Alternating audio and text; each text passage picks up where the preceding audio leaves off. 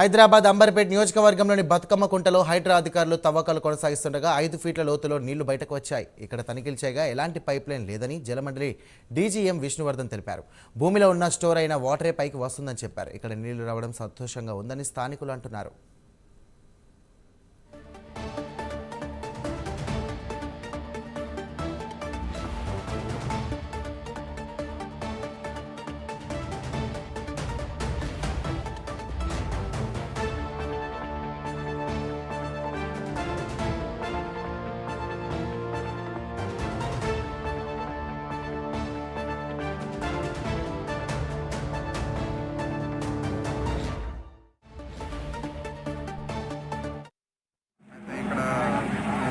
జరుగుతుంటే అది water line ఏదైనా బ్రేక్ అయిందేమని చెప్పేసి చూడడానికి వచ్చాము.